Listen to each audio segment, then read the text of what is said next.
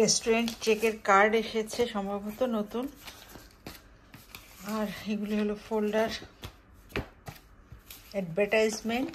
Wow, 1 ইউরোতে box. আর olive plant, এটার দাম 100 ইউরো, বর্তমান দাম ছিল হলো 149 ইউরো, 33% ডিসকাউন্ট। এখন আসলে অনেক কিছুই ডিসকাউন্ট পাওয়া যাবে। আর এইটা হলো আমাদের আলদির ফোল্ডার, 10/6 থেকে 14/6 পর্যন্ত। আর বাসায় এসে দেখছি আমার জন্য বাদাম, আমি আসলে বাদাম খাই উইদাউট সল্টে। এটা হলো আলবার্টেনের লোগো হলো TH। আর এটা হলো নেদারল্যান্ডের কোম্পানি, মুকুলের ভাত বাসমতি রেস্ট। এটা হলো ফুল সিদ্ধ চাল।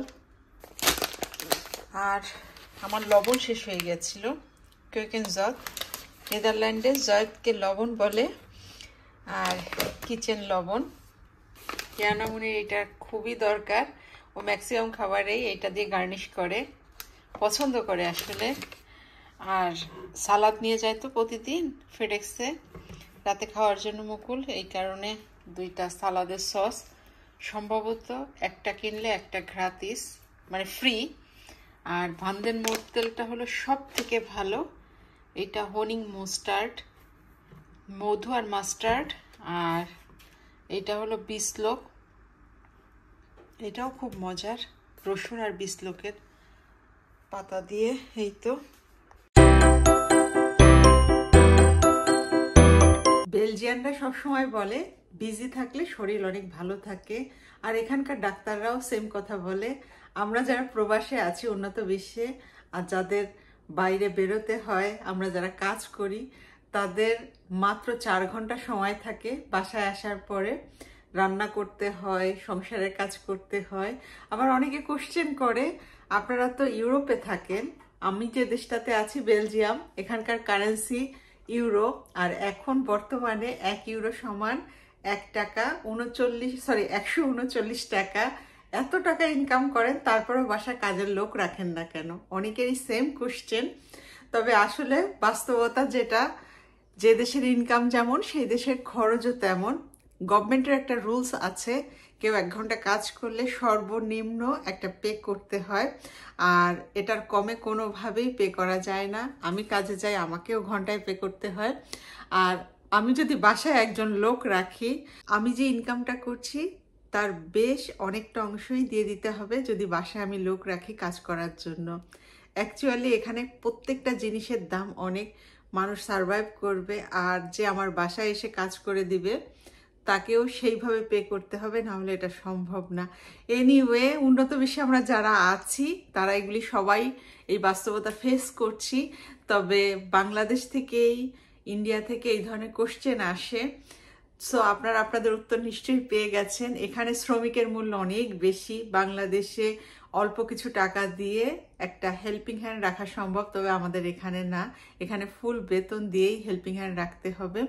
এখন সময় সামারের সময়, আমার ভালোবাসার একটা পার্ট আছে। বর তো মজা করে বলে, তোমার সংসার তো 4টা, কাজ করতে যাই একটা সংসার, হাজবেন্ড বাচ্চা, সংসার নিয়ে আর একটা সংসার, বাগান আর একটা সংসার, ইউটিউব আর একটা সংসার। আমি 4টা সংসার সামলাচ্ছি, তাহলে তুমি সময় পাবা কোথায়?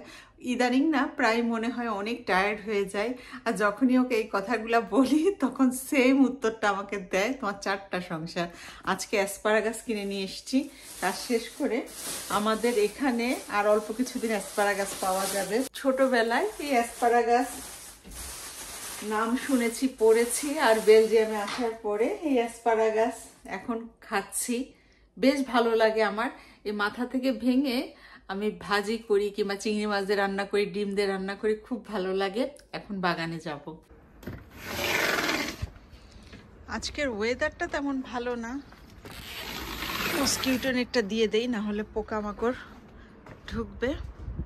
কি আর সূর্যের মুখ দেখা যায়নি, আকাশ মেঘলা, মনে হচ্ছে এখনই বৃষ্টি আসবে। বাতাসও আছে, তবে ঠান্ডাটা তেমন না। সোয়েটার ছাড়াই বাইরে চলে আসতে পেরেছি।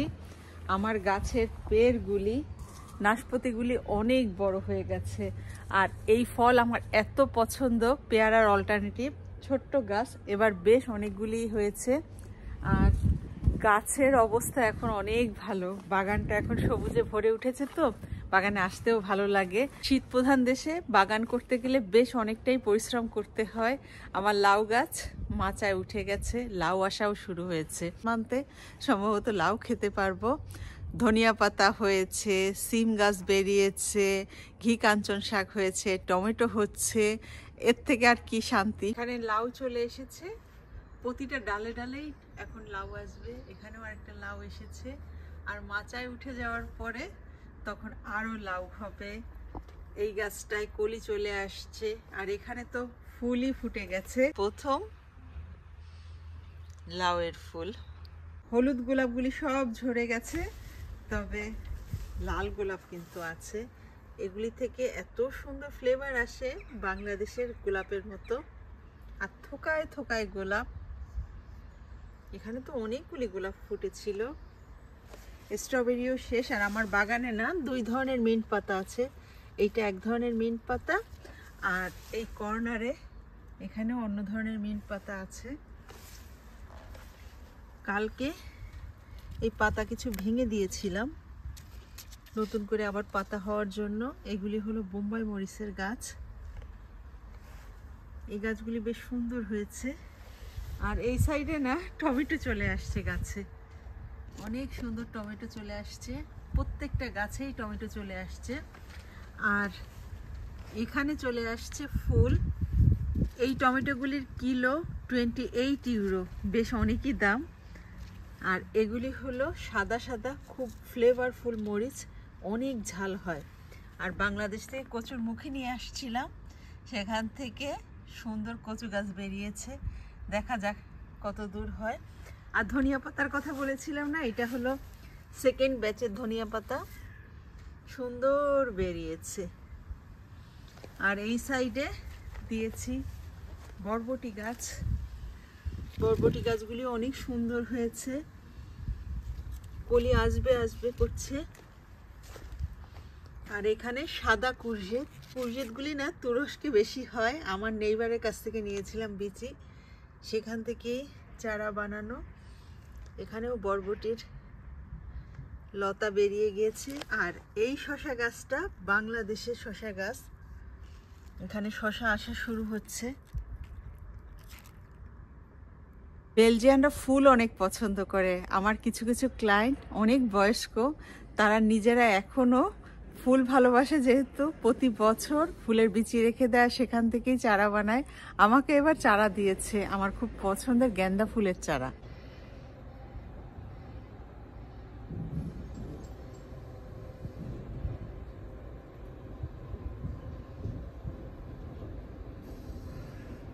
অলরেডি কলি চলে এসছে।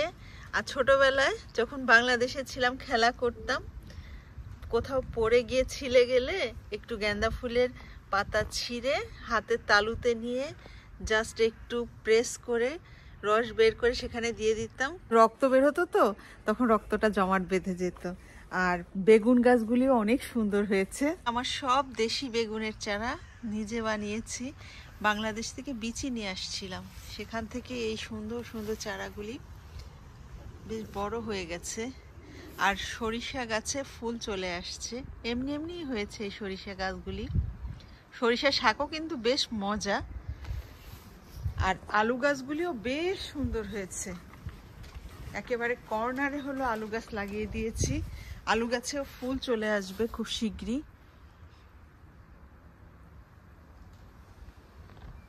ফার্স্ট ব্যাচে যে ধনিয়া লাগিয়ে দিয়েছিলাম, ধনিয়া পাতা অলরেডি খাওয়া শেষ হয়ে গেছে, তবে কয়েকটা এখানে সেখানে ছিল, সেই গাছগুলিতে খুব সুন্দর ফুল এসেছে। গাছগুলি দেখতেও খুব সুন্দর লাগছে, সুন্দর ফুল চলে আসছে এখানে।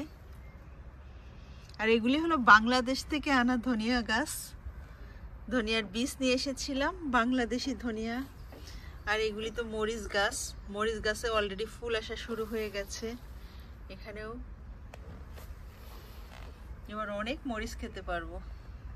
এই ফুলগুলি খুব ফাস্টই ফুটে যাবে মনে হচ্ছে। কলমি শাকের টব, সুন্দর কলমি শাক হয়েছে। মিশাক তো আসলে একটু পানি চাই বেশি, ও পানিতে থাকতেই পছন্দ করে মাছের মতো। আমার নেইবারের বল, বাচ্চা খেলতে খেলতে বলটা এখানে দিয়ে দিয়েছে, ওখানে দিয়ে দিই। হলো বোম্বাই মরিচ গাছ,